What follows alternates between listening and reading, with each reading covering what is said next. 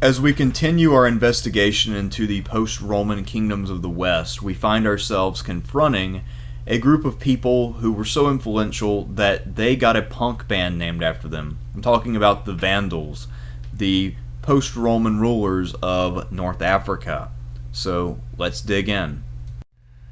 Let's look at the early years of the Vandals. So by about the year 400, they were under pressure from the Huns, as were most other barbarian groups north of the Danube and east of the Rhine, and they had converted to Arian Christianity, which was a very common form of Christianity for most barbarian groups. Interestingly, the Vandals never lost their Arian identity, and we'll talk about the consequences of that going forward in this lecture today. Most likely, the Vandals lived along the middle or upper Danube just based on the events that they partook in over the next several years. During about 400 to 401, the Vandals tried and failed to migrate to Roman territory, and probably as a revenge measure, the next year in 401 or 402, the Vandals raided a Roman province. I have seen that some scholars actually think that the Vandals participated in a Gothic invasion of Italy in 405-406, which is the reason why the Roman army was heavily concentrated in Italy and that Gaul was so undefended when the Rhine froze over in 406. However, since the Vandals definitely took advantage of the frozen Rhine, I think that they probably were not a part of that invasion, and if they were a contingent which had gone home already. We also know that in 406, right before the Rhine froze over, the Vandals were engaged in a bloody war with the Franks, and that the war was so bloody that they had lost one battle along with thousands of men and their king at the time. Interesting fact about the Vandals, they also had been intermarrying with Romans for a while by this point, and the famous general Flavius Stilicho was actually half Vandal himself. And interestingly enough, Stilicho was the guy who got executed for the Rhine freezing over and the barbarians flooding into Gaul. Shortly before the Rhine froze over on the last day of 406, King Gunderic had taken power, and he decided to lead his people across the Rhine. By 409, the Vandals had gone through Gaul, and they decided to cross into Spain, which was still, fairly virgin territory in terms of having not been plundered in a really long time. And when they got there, they were granted foederati status. The Romans didn't want to have to fight everybody all at once, and this status was granted to two different groups among the Vandals. And it's not clear what these divisions entailed exactly, but there were two parts of the Vandal people. One were called the Hasdingi, the other were called the Silingi. Maybe this division is something similar to the difference between the Visigoths and the Ostrogoths before their separation, back when they were still just the Goths. I'm not sure.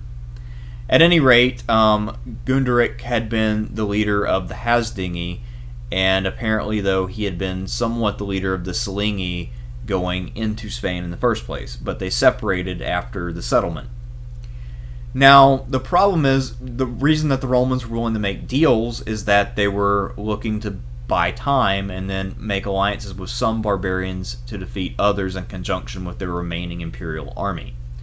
So in 418, the Visigoths had arrived on the scene in Spain, and they were looking to carve out a homeland in Spain, and the first people that they attacked were the Alans. Now the Alans were crushed utterly, and the surviving Alans fled north and joined Gunderic and swore allegiance to him. For that reason, Vandal kings later in Africa would take the title of King of the Vandals and Alans. There was still a considerable number of Alans who would always be with the Vandals. Now, in 419, Gunderic himself was attacked and defeated by a combined force of Romans and Sueves, and that made him a refugee who then fled to the Silingi, who apparently didn't really have a core leader at this point, so they elected him to be their king as well. So now he's the king of both halves of the Vandal people and the Alans. And with that force, he's then able to go on the counteroffensive and beat up on the Sueves and Romans. So for the next 6 years, he wins a number of battles, and then he dies in battle, and he's succeeded by his half-brother Gaiseric. After Gunderic died in battle, Gaiseric, his half-brother, took over the Vandals and Alans in 428. At this time, they were facing increasing pressure from Rome and its allies in Spain, and the Visigoths were becoming more and more entrenched in Spain. So Gaiseric decided that his people had a brighter future if they were to go elsewhere. Supposedly at the invitation of someone in Africa, some Roman official, although that's highly unlikely, Gaiseric led 80,000 Vandals and Alans to Africa. Now, of that number, Procopius, the historian, estimates that about 15 to 20,000 of those would have been fighting men. And this expedition leaves and crosses over into Africa in 429. They march overland through North Africa and arrive at the city of Hippo Regius, where an elderly Augustin was the bishop, and they began their siege in 430. After many months, that city fell and became the first capital of Vandal Africa.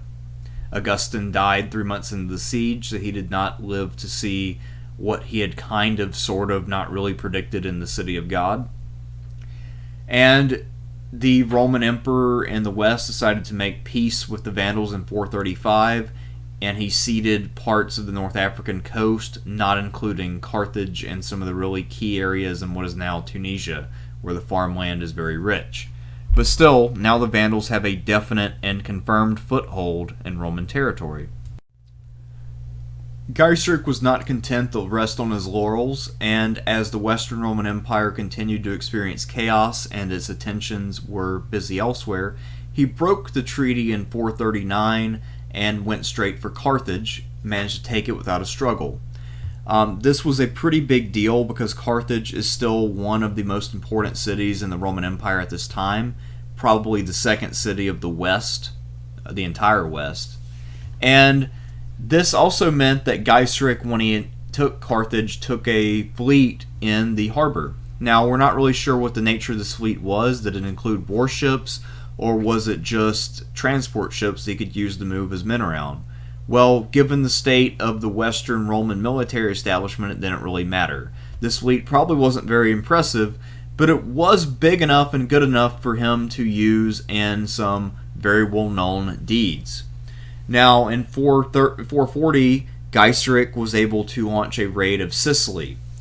And this really panicked both the East and the West, and Theodosius II managed to put together an expedition in 441, and they were intercepted and defeated by Gaiseric and his small fleet. Later on, the Western Romans were intimidated enough that Valentinian III decided to make peace with the Vandals and recognize their claim to Carthage. Obviously, the expedition organized by Theodosius II was meant to boot the Vandals from Carthage, and clearly with that failing, the Western Emperor had no choice but to kind of back off and try to make peace and live with this new threat. Now, because Africa was such a great area for growing food, and because it was pretty rich and not very war-torn when compared with most of Western Europe, this was a major target for reacquisition by the West, and it became an objective after Attila was defeated in 453. However, the Romans were never able to keep their act together quite long enough to pose a serious threat to the Vandals. In the years immediately after Attila's death, Valentinian III and Gaiseric had managed to avoid an outright conflict between the Vandals and Western Rome by an arranged marriage, whereby Valentinian III's daughter would marry Gaiseric's son. And that would create a real alliance between the Vandals and the Romans, which would bring further stability to the Vandal hold on Africa. However, as soon as this deal was made, Valentinian III was murdered by the usurper Petronius Maximus, and obviously that ended this agreement. There would be no real point in Valentinian III's daughter marrying the son of a king if the dad is no longer in power. The thing is, though, this Roman royal family had been in power for a little while, at least 20 years or so they were about as close to legitimate as it got in the West at this time. So the former empress begged Gaiseric and his son to come rescue her and her daughters, including the one who was betrothed to Gaiseric's son. So the Vandal fleet actually sailed for Rome, and they managed to catch Rome by surprise. And because of that, they sacked the city in 455. They carried off tons and tons of booty. They carried off statues and all kinds of valuables. They captured things that had been taken by Roman armies centuries before. And because this plundering was seen as dishonorable by the Romans themselves, this is what gave Vandals their bad name. That's why we have the word vandalism in modern English and why it has such a negative connotation.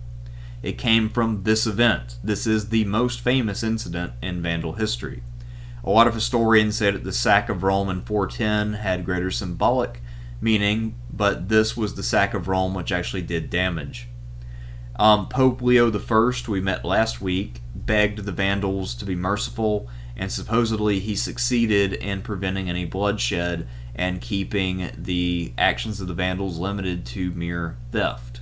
So that is the story of the sack of Rome in 455 and how the Vandals became Vandals.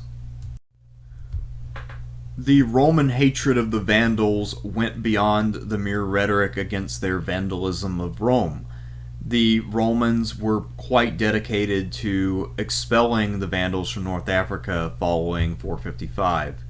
The East managed to mount two large expeditions in 460 and in 468, but both of those were defeated by the Vandal military.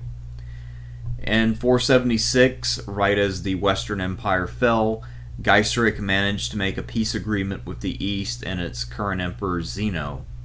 And then the next year in 477, with Vandal independence recognized, the Vandals began to print their own currency, some of which we've already seen, like the coins of Gaiseric. And that sort of marks the beginning of their independence and their real functioning as a new state. Now, the Vandals have a very bizarre succession system in which the oldest son of the ruling house will be the ruler. So that means that the succession, rather than going from father to son, would most likely go from brother to brother or cousin to cousin. So there are a lot of elderly rulers who are past their best by the time they reached power. And in that sense, it's a lot like the current Saudi Arabian ruling family where, you know, it's not really that sprightly. You have a lot of 80-year-old crown princes, and they kind of come in all used up. Kind of like that with Vandal Africa, but just not quite as bad because people didn't routinely live into their 80s in the ancient world or the medieval world. Now, the reason why I entitled this Shallow Penetration is that although the Vandals had operation of all the mechanisms of government, for the most part, they were nothing more than a military occupation force, and they were always foreign and separate from the African population. They didn't ingratiate themselves at all with the local Roman population. We'll talk about some religious reasons why that's the case. And they also seem to have lived apart from them and to have not really even lived with them in a neighborly sense or done a lot of intermarriage or intermingling. And in the long run, that would prove to be a pretty massive mistake. Early on in this video, I mentioned that the Vandals were always Arian Christian from their earliest days until the end. And none of their Arian kings was more Arian than King Huneric, who ruled from 477 to 484. This is the same guy who was married to the daughter of Valentinian III. And one of his most famous policies, actually the only policy of his which was famous, was his decision to persecute Orthodox Christians. And this was a fairly severe persecution. It involved, forcing some Catholics to recant, sending some into exile, and executing others. Now, because large portions of the Roman world had become Orthodox or Catholic or whatever term you want to use for this period, that really harmed relations abroad But it also just harmed the relations with the local population. Most of the local Romans were still Orthodox, and they did not convert to Arianism just because their overlords, the Vandals, were Arian. So that lack of integration, combined with this new religious persecution, which was basically Arian slash Vandal versus Orthodox slash Roman, really undermined the ability of the Vandals to rule peacefully. However, after Hunneric's death, his successors, who were also Arian, toned down the persecution, but they were afraid to end it because it was fairly popular with the Vandal nobility. And it wasn't until the reign of the influential king Thrasimund from 496 to 523 that the persecution of Orthodox Christians ended altogether, something which he became pretty popular for, actually. The Vandals were more or less a mid-level player in a multilateral international system at this time. There was a sort of superpower in the East, in Byzantium, but they were fairly limited by the standards of what most superpowers can do, since they were only able to exert force on occasion and had often been, not very effective at it. So Thrasimund decided to play fairly cautiously and make sure that he was on good terms with the nearest and most potentially dangerous of his neighbors. So he married the sister of Theodoric the Ostrogoth, and that ensured good relations with Italy. And he also enjoyed very positive relations with Byzantium since he ended the persecution of Orthodox Christians. Byzantium put a lot of pressure on the Arian kings of the West to not persecute Orthodox Christians, who they saw as their subjects and their brothers in Christ and whatever. According to Procopius, Thrasimund was a, quote, very special friend of the Emperor Anastasius, and supposedly the two of them exchanged various very expensive gifts over the years, so the feeling was apparently pretty mutual. And it's always good if you're the king of the Vandals to have the Byzantine Emperor on your side. After all, the Byzantines had dispatched 3 expeditions before, and those had all failed, but you never know what might happen when a large army invades you and your local population is more partial to that army than to your own force. After all, like I said, the Vandals did not succeed in ingratiating themselves with the locals or integrating in any way.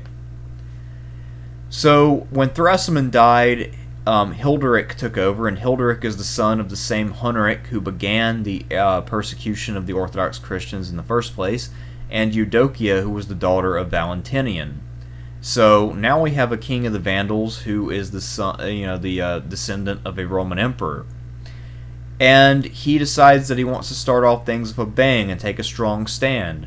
So he imprisons Theodoric's sister, Amalafrida, in order to sort of send a message to the Ostrogoths and also to show that he is in charge at home. Now, this creates a lot of tension with the Ostrogoths, and Theodoric was gearing up for war, but then he died of old age in 526, and his successors just didn't care that much about their aunt. Hilderic also allowed for a new Catholic bishop to be elected in Carthage, and that seemed like it was a continuation of Thrasimund's policy, and sort of a reversal of what his father had done back in the day. So something which had paid dividends for Thrasimund when he had done it. However, this was a bridge too far for the Arian Vandal aristocracy, because they thought that Hilderic was bending over backwards and that he was endangering their uniqueness as many Vandal aristocrats started to convert to Orthodox Christianity. So one of the other members of this house of Gaiseric, named Gelimer, imprisoned Hunneric, and this really pissed off the emperor of Byzantium at the time, named Justinian I, who we'll talk about at great length since he's very important. And he decided that he had to intervene with military force in order to correct this great wrong against the Orthodox Christians of North Africa and his dear friend Hunneric. So what was life like in Vandal Africa? Well, for the most part, things didn't really change very much from the late Roman period into the Vandal period. The economy was still largely agricultural. Trade did decline, but other than that, things were pretty much the same. The city of Carthage remained fairly vibrant. It might have shrunk a little bit, but not too much. Public services were still running.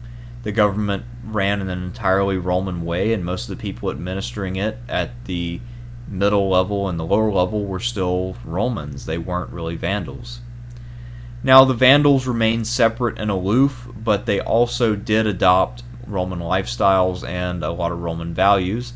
They began living in cities, speaking Latin, using public baths, and all of that. And in many ways, they basically just became a Roman soldier class, which set itself apart from and above the local population.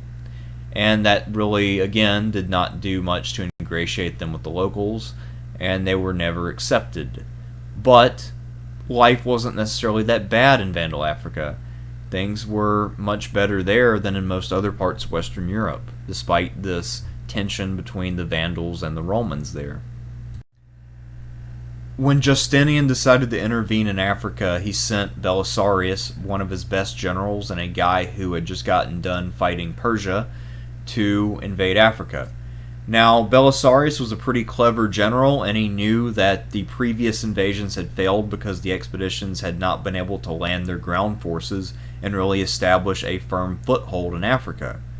So he decides the best chance he has is to divide the Vandal army and make his odds better that he'll secure a good foothold. So he sends some money to the governor of Sardinia, and that governor launches a revolt in order to distract King Gelimer of the Vandals. So Gelimer sends his brother with a large expedition to Sardinia. And in the meantime, Belisarius takes his fleet fairly near Carthage, lands, establishes a beachhead, and begins moving on the Vandal capital. Now obviously this creates some panic. Gelimer orders his brother to return. It's not really clear how many men the brother was able to bring back with him, but the brother himself was able to return. And then the Vandals decided to confront Belisarius at the Battle of Ad-Decimum, about 10 miles outside of Carthage, on September 13th, 533. And basically this wasn't a very even battle. The Byzantines had a fairly significant numerical advantage, 17,000 to 11,000. But it was a hard-fought contest because the Vandals were professional soldiers, and they were equipped largely the same way that the Byzantines were. And this battle was fought pretty evenly until Gelimer's brother fell slain, and then the Vandals were broken. And Belisarius was able to march on to Carthage and actually enjoy the victory feast that the king had prepared for himself. Gelimer fled to a fort in the south and refused to surrender at first, but then later on he decided that, he's not going to win. So he might as well accept the Byzantine offer to just retire to an estate in Galicia, which is in modern Turkey. So the fact that they were willing to pardon Gelimer after he murdered Huneric, and this supposedly was the reason for their intervention in the first place, shows that Justinian and Belisarius didn't really care about Huneric. Huneric was just a pretext for them to invade Africa and gain the support of a rich and powerful province, which would help keep them fed and funded. The main result of the Vandals folding like an accordion was that the Byzantines were encouraged. They assumed that everyone else in the West also wanted to be liberated from the military dictators who were the barbarians. They didn't really think it through that most of the barbarian groups have done a much better job of ingratiating themselves with the locals. And they assumed that all these campaigns would run just like this one. They'd all be cakewalks where they're greeted like liberators and heroes. As for the Vandals themselves, the main reason they lost is they had no local support. So their numbers weren't that many, and they had to worry about revolts. They couldn't really trust their own people too much. And because they had adopted so many Roman customs by this point, and they fought like Romans, spoke like Romans, thought like Romans, they were integrated into the Byzantine army and they were sent to other fronts. And as a distinctive group, though, the Vandals fade almost immediately from history. Other than Gelimer and his, long life in Galicia and retirement, we don't really know what happens to the rest of these guys. They just kind of fade from history and disappear. Obviously the name Vandal doesn't disappear. We still know what vandalism is, but the Vandals as a distinctive Germanic people do disappear. The coin there is Gelimer's coin. He obviously is the last of the illustrious Vandal kings, and the guy on the fresco is Belisarius, the greatest general to have a page boy / mullet haircut. So there you go. Learn something new every day. And that's it for the Vandals. We'll get into some other peoples of Western Europe like the Franks and the Visigoths soon.